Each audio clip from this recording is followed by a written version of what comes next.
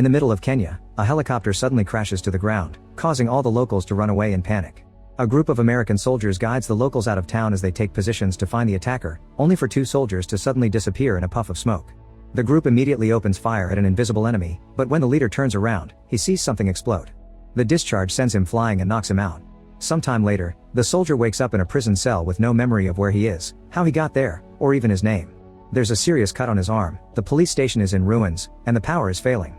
Desperate for answers, he looks around and discovers a loose brick on the wall, so he takes it off to look outside, only to discover a helicopter crashing to the ground in the area in complete chaos. He starts yelling for help, but this causes the prisoner in the next cell to scold him because making noise will get them killed. Her name is Nadia and she's a French doctor who had been working in a foreign aid hospital for a little over 2 years. As a loud stomping noise outside causes the building to start shaking and power outlets to spark, Nadia explains the entire planet has been invaded by machine-like aliens. Terrified, the guy starts yelling for help through the hole again, ignoring Nadia's warnings.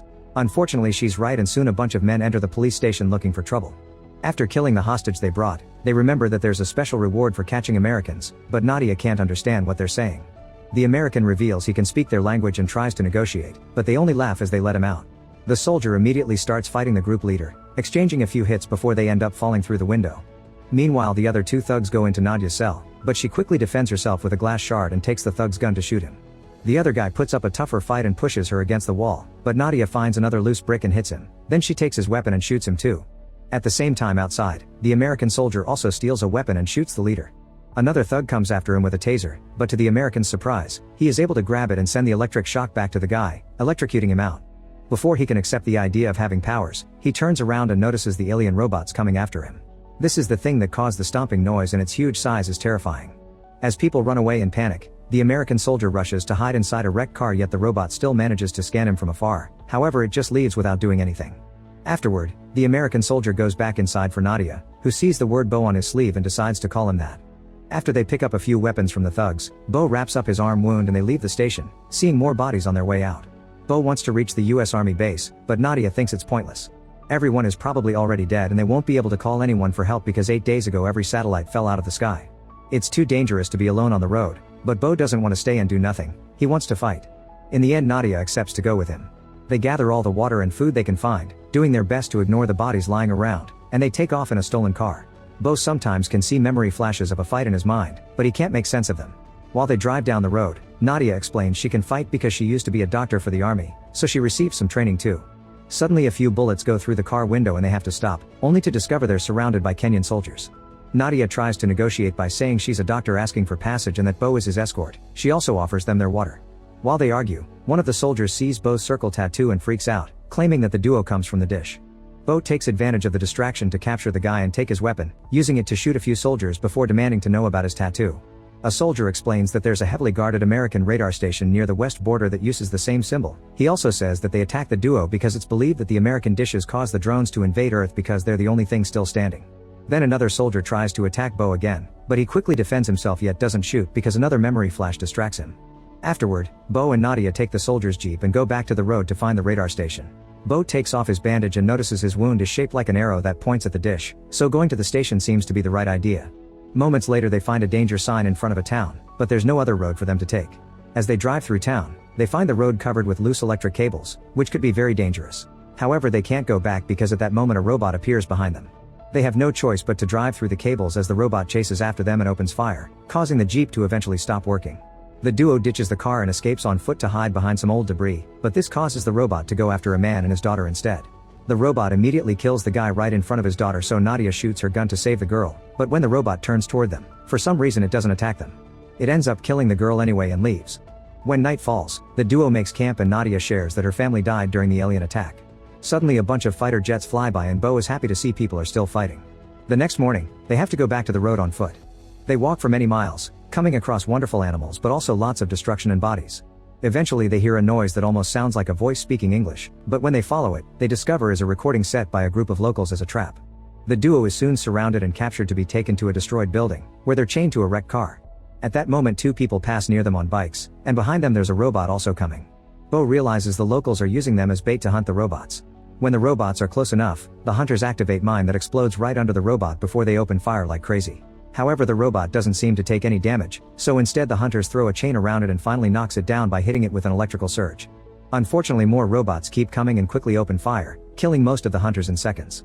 While the fight keeps going around them, Bo finds a painful way to remove their chains and the duo rushes to hide as the bikers drive away, causing the robots to go after them. Once the enemy is far enough, Bo and Nadia go back to the road. While they're crossing a bridge, Bo notices a light and almost opens fire, but it turns out to be a photojournalist with his camera. His name is Stander, and he's taken lots of photographs documenting the arrival of the aliens. He's seen the spaceships take people away and he's gotten hurt in the process, but he doesn't think he'll make it.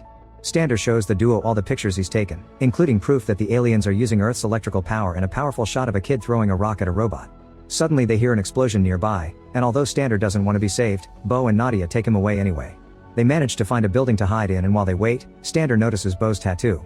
He recognizes it and shows him a picture of the radar station, so he tries to strike a deal. He'll give them the camera if they put him out of his misery.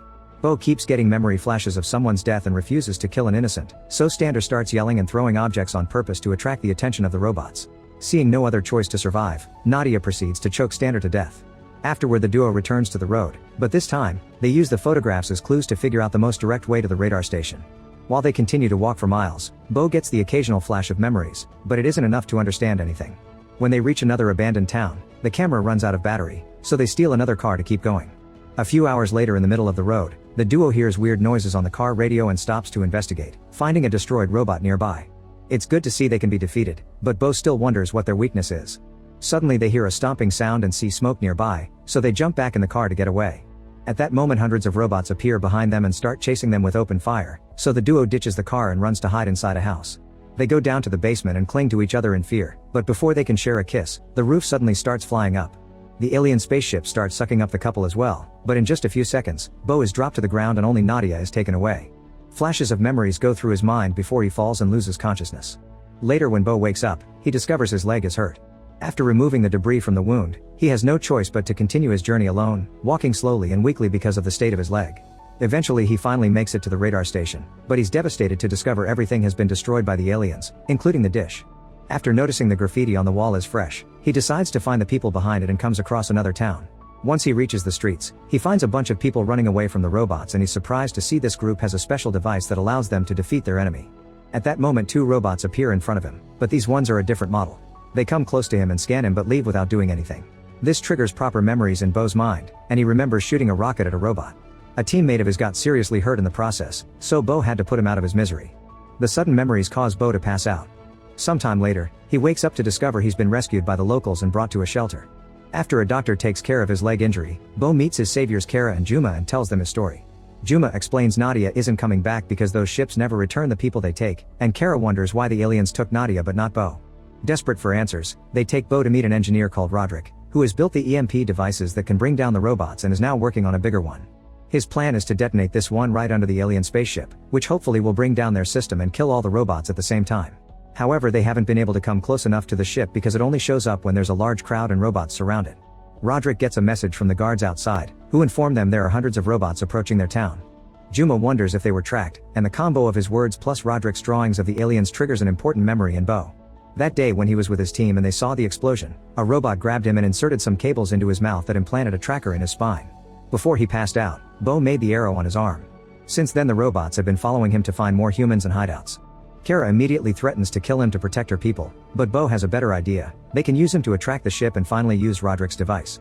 The group immediately makes a plan to find the ship's usual kidnapping spots, and while they're getting ready, Bo thinks he sees Nadia again. Unfortunately, it's just a woman that looks like her. Once the team is armed, they take the device through a tunnel to reach downtown safely. Sadly, as soon as they come out, they accidentally trigger a hidden bomb that kills a few of them. At that moment they see the spaceship flying in the opposite direction, so they re-enter the tunnel to follow it as a big robot opens fire on them. It kills two more team members, but it isn't capable of following them because of its size. After they walk for a while, unfortunately they come across the smaller robots, who quickly open fire and Kara gets hurt in the process. The team manages to shoot down the robots before they can kill anyone, but they can hear more coming, so Kara tells them to go while she stays with the grenades to buy them time. The group runs away with the device, and when more robots show up, Kara dies as she stops them with a big explosion. Meanwhile in the shelter, Juma and a doctor are trying to help people evacuate, but the smaller drones have reached this area too. The doctor soon gets killed, but Juma manages to run fast enough to return to his people. As they try to speed up the evacuation, they discover the robots are making their way inside through the vents, so they get ready to fight instead. As soon as the robot comes out, the locals surround him and attack it without mercy. Back to the team, they find a bunch of robots gathering people for the incoming spaceship. Bo throws one of Roderick's EMP grenades at one of the robots to destroy it, and this distraction allows people to start running away. However, the robots try to go after them and open fire, causing the battery of Roderick's EMP device to get damaged. While Roderick tries to fix it to no avail, Bo remembers the picture and throws a rock at the robots to distract them, but they only glance at him before attacking people again. Then Bo remembers that the tracker has given him a reaction to the robot's electrical power and gets an idea. He touches the fallen robot with one hand and the device with the other to transfer the power, which puts him in great pain but also successfully powers up the device. An EMP explosion immediately goes off, not hurting anyone but bringing all the robots down in seconds, including the ones in the shelter. As power goes out in the whole area, the spaceship also starts falling and eventually crashes on Earth in another huge explosion. While the people around them realize the war against aliens is finally over, Roderick checks on Bo, who is finally getting the rest of his memories back. However, he decides to keep his name as Bo.